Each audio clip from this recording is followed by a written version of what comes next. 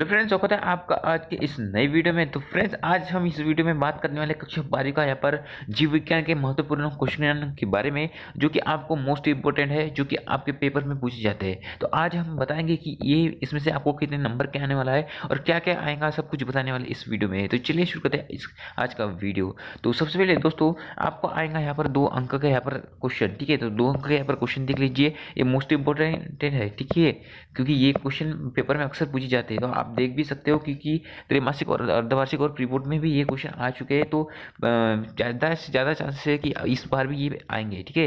तो देख सकते हो सबसे पहले तो है निषेचन की परिभाषा। तो निषेचन की परिभाषा यहाँ पर दी हुई है, ठीक है। आप इसको स्क्रीनशॉट कर सकते हो या फिर इसका पीडीएफ जो है मैं टेलीग्राम पर अपलोड कर दूंगा। तो ये हो जाएंगे आपके निषेचन की, ठीक है।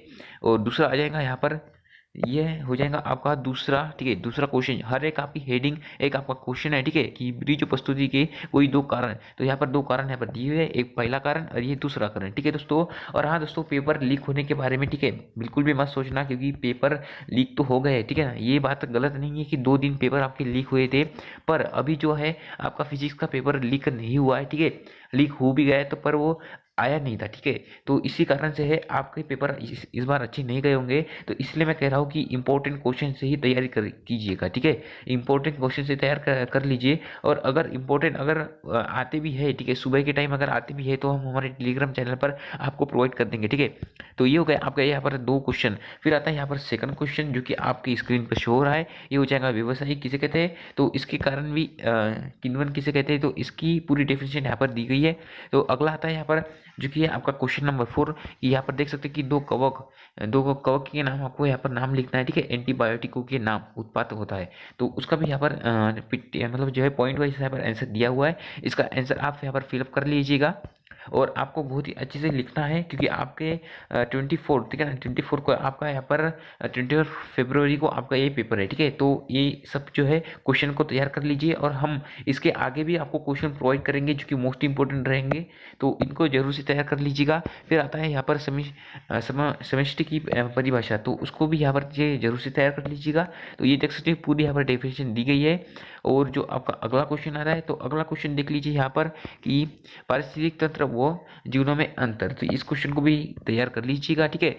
और इससे इससे रिलेटेड और भी आपको क्वेश्चन मैं लाके दूंगा, जो कि आपको मोस्ट इंपोर्टेंट रहेंगे और उसमें से आपको पूछे जाएगा। फिर अगला क्वेश्चन है कि लैंगिक जनन की परिभाषा लिखिए। तो छोटी सी 2 ही लाइन की है, ठीक है। इसको आपको याद करके रख लेना है कि जब 2 लैंगिक कोशिकाओं के संयुग्मी या संयोजन से युग्मनज का निर्माण होता है तो इसे क्या कहते हैं, लैंगिक जनन कहते हैं, ठीक है। बहुत शॉर्ट में इसके आंसर दिए हुए है, तो आपको याद रखने में कोई तकलीफ नहीं जाने वाली है। अगला है कि प्रस्तुति, तो प्रस्तुष्टि किसे कहते हैं, तो इसका भी आंसर यहाँ पर दिया गया है, ठीक है। आप अपने हिसाब से इसको तैयार कर लीजिएगा, ठीक है। आपको पढ़ाई करते समय एक बुक अपने सामने रखना है और, ठीक है, इंपॉर्टेंट क्वेश्चन सामने रखना है और अपने पास के भी इंपॉर्टेंट क्वेश्चन निकाल के इसको पढ़ना है, ठीक है। अगला क्वेश्चन देख सकते हो यहाँ पर कि इंटरफेरॉन की परिभाषा लिखिए। तो इतना सारा आ जाएगा। अगला क्वेश्चन देख लीजिए कि कीटनाशी किसे कहते हैं, तो कीटनाशी की यहाँ पर डेफिनेशन है, ठीक है। तो अगर आप चैनल पर नए हो तो चैनल को सब्सक्राइब करना मत भूलना और वीडियो को लाइक भी करना मत भूलना। तो चलिए शुरू करते हैं, आगे बढ़ते हैं। तो अगला क्वेश्चन देख सकते हैं यहाँ पर एरोसोल के बारे में, ठीक है। तो यहाँ पर लिखा है कि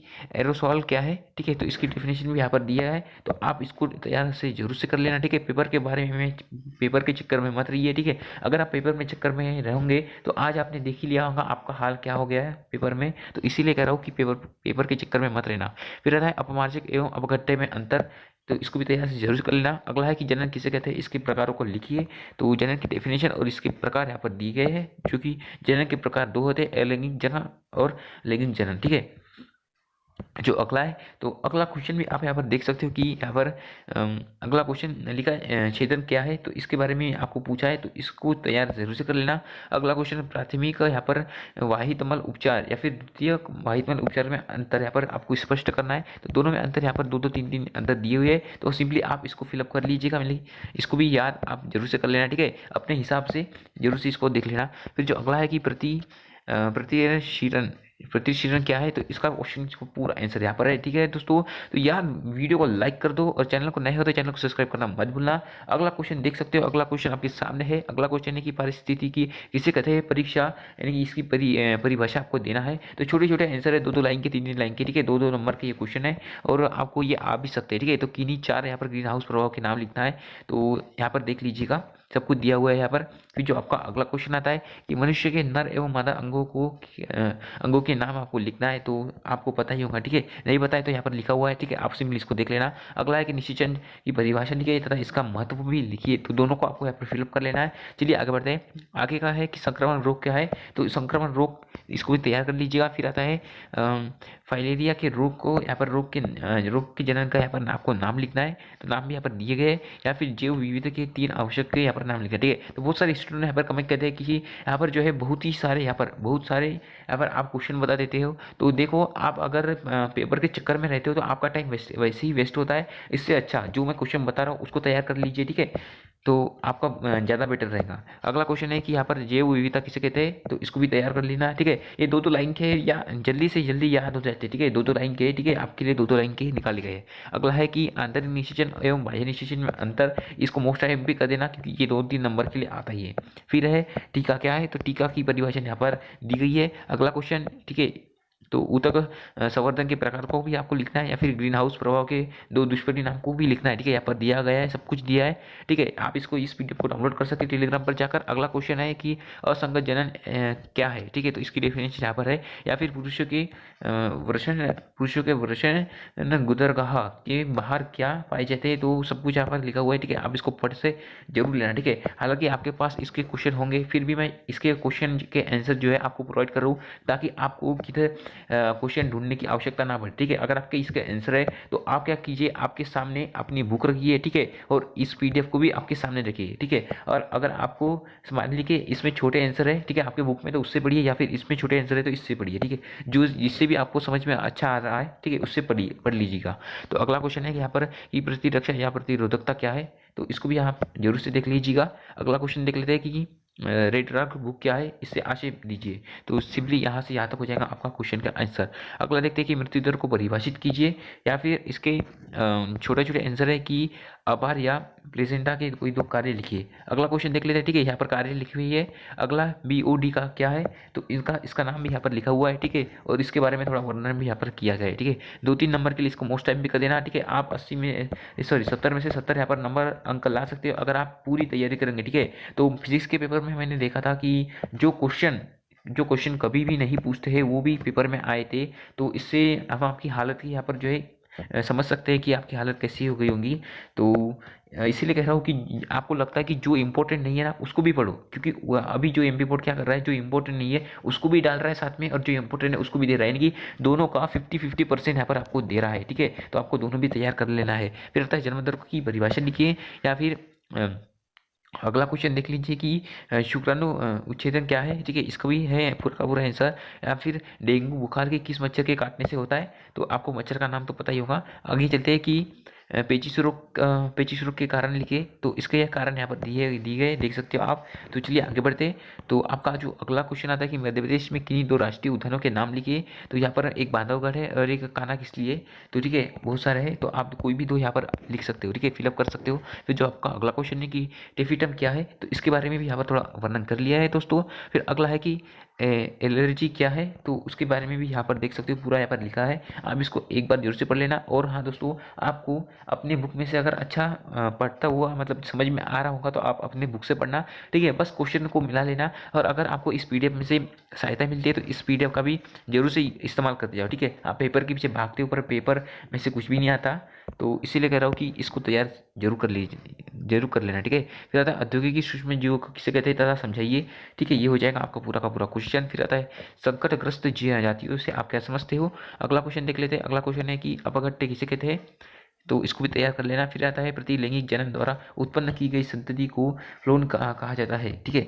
तो अगला क्वेश्चन देख लीजिए आप यहाँ पर, ठीक है, बहुत ही अच्छे क्वेश्चन है यहाँ पर। तो अगला क्वेश्चन है आपका कि संक्रमण रोगों के कारण लिखिए, ठीक है। या फिर यहाँ पर मधुमेह पालन के लिए कौन कौन से बिंदु यहाँ पर अत्यंत महत्वपूर्ण है। या फिर संकट पर मजादी किसे कहते हैं, कोई 2 उदाहरण लिखिए, ठीक है। या फिर इसके अथवा में मानव जीवन की भी क्रियाविधि की विभिन्न अवस्थाओं के केवल नाम लिखना है, तो यहाँ पर नाम भी जरूर से फिलअप कर देना। तो अगला क्वेश्चन है कि जैव सक्रिया अणु किन्हें कहा जाता है, तो उदाहरण से समझाना है।